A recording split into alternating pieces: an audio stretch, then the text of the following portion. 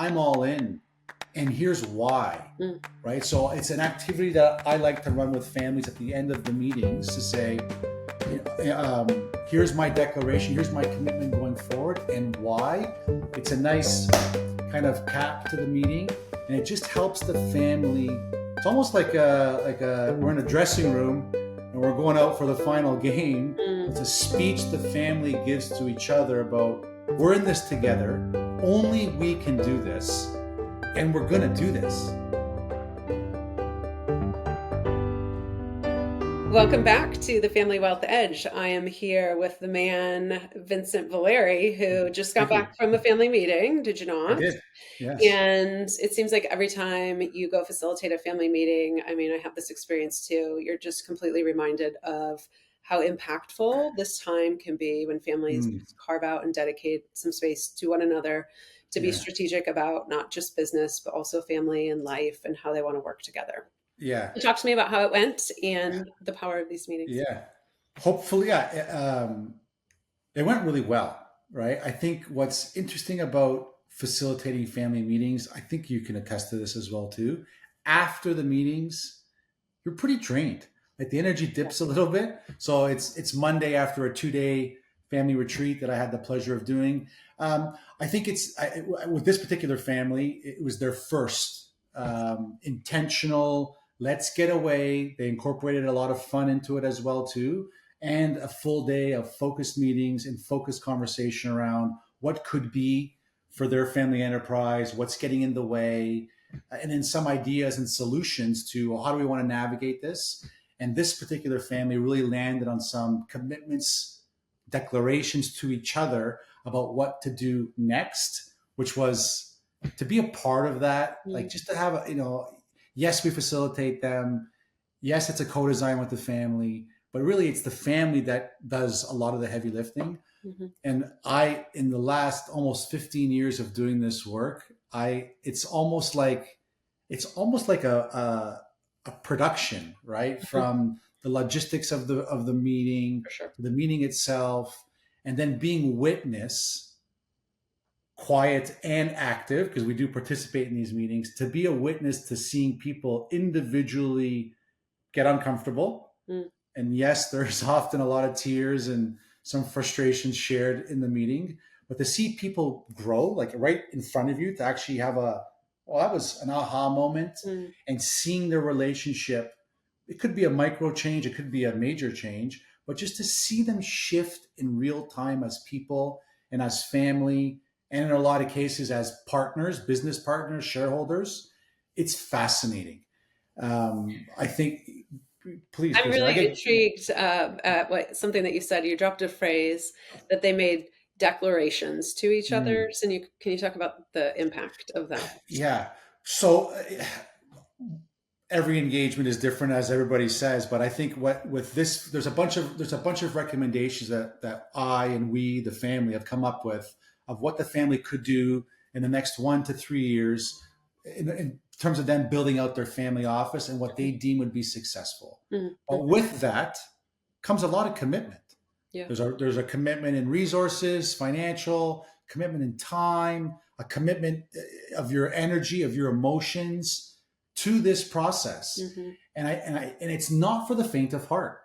One of our previous episodes that we did, we talked about where you gave a keynote about real responsibility. Yeah. And you were provocative in your questions back to the families present about what does it mean to take on real responsibility.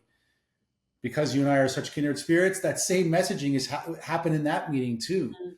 Yes, it's wonderful to want to be, in this family's particular case, an engaged and empowered owner. What does that mean? And to achieve those agreements and to actually check the boxes on some of the things that we need to do together, it requires a declaration. I'm all in, and here's why. Right? So it's an activity that I like to run with families at the end of the meetings to say, here's my declaration, here's my commitment going forward, and why. It's a nice kind of cap to the meeting, and it just helps the family. It's almost like we're in a dressing room and we're going out for the final game. It's a speech the family gives to each other about, we're in this together, only we can do this, and we're going to do this. And we incorporate it in part of their visioning statements as well too. That's for another episode that we can talk about. But it's just to be a fly on the wall, as they say, Yeah. and that we have this opportunity to see people move forward together, family members. It is Powerful. it's powerful, and the top reason why we do this. I Yeah. do this work anyway. Well, if you think about it, I mean, in the business realm of things, most individuals, most companies are setting a strategic plan, right? They're very clear with each other about what commitments that they're making to each other, very clear about what you can expect from one another. But then when you get into the realm of doing work alongside family members, we tend not to do that as overtly. So that reminds me of, I think one of the aspects of importance tied to that kind of activity is for us to be just as clear about all of that in the family realm as we are on the business realm. Yeah. You've known me for a long time. So we say, I had this happen to me again. You're on the flight. The guy next to you says, well, what do you do for a living? I fumble. So now I'm getting to the point where I go, oh, you're part of an organization. Do they take the executive team off site for a 2-day retreat to talk about purpose, vision, and planning? And they go, yeah, of course. I go, I try to replicate that with family-owned companies. That's a great answer. Which is usually family members, brothers, sisters, uncles, cousins, to every varying degree of complexity. And yes, to your point, the same way a company, an organization talks about, here's the plans, here are the goals we want to achieve. And if we hit those targets, this goes back to your real responsibility conversation. Here are the positive consequences, bonuses, President's Club for the salespeople, et cetera, et cetera, et cetera. And if we don't hit those goals, here are the negative consequences. So we try to take the same thinking with the family, and we're coaches, right? So we have aspirational goals that we want to accomplish. And usually people are happy about that. But I know you do it too. We flip the script. Yeah. We go, okay, well, what if we don't achieve these goals or visions for the family? What does that look like and feel like? Yeah. Like, where's the family in 3-5 years if we haven't done these objectives? Are the relationships intact? To what degree are we in relationship? Are we working well together, et cetera, et cetera? And that all the things that they want to celebrate, part of that declaration exercise we talked about is really leaning in on the dark side of not achieving goals individually and collectively. Which is a motivator.